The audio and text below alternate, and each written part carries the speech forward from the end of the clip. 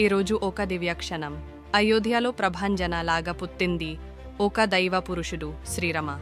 దశరథ మహారాజుకి చతుర్వేద జ్ఞానం ఉన్న సంతానము రమ, లక్ష్మణ, భారత, శత్రుఘ్న. రమ ఒక మర్యాద పురుషుడు. అతని బాల్యంలో నీతికి, సత్యపు పాథలుకి ఒక రూపం.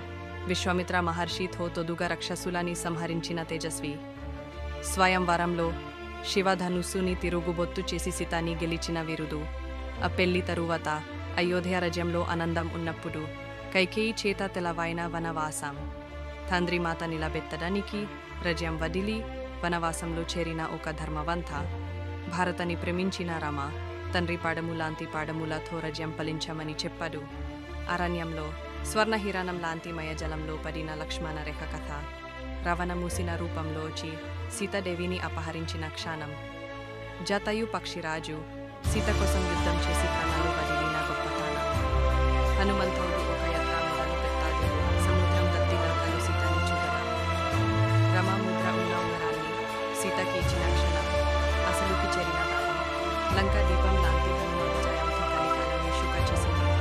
సేతు బంధనం, రామ రాక్స్, సముద్రం మీద ఎగిరే సర్పం.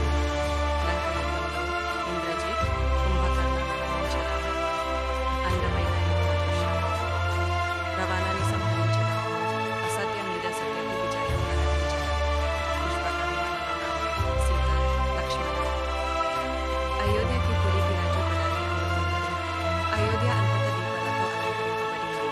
జనాలు సంతోషంగా అలరిపోయారు. రమ పట్టాభిషేకంలో భక్తి, ఆనంద, మర్యాద ఒక కొత్త యుగం మొదలు అయింది. ఈ కథ కథు ఒక జీవిత పాత. రామాయణం అందరికీ నీతి చెప్పేది, ప్రేమ చూపేది. శ్రీరామ నవమి అంటే ధర్మంపై నమ్మకం, జీవితంలో మర్యాద ఒక మార్గం. ఈ వీడియో నచ్చితే తప్పకుండా లైక్ చేయండి, షేర్ చేయండి, మన ఛానల్ని సబ్స్క్రైబ్ చేయండి. జై శ్రీరామ్.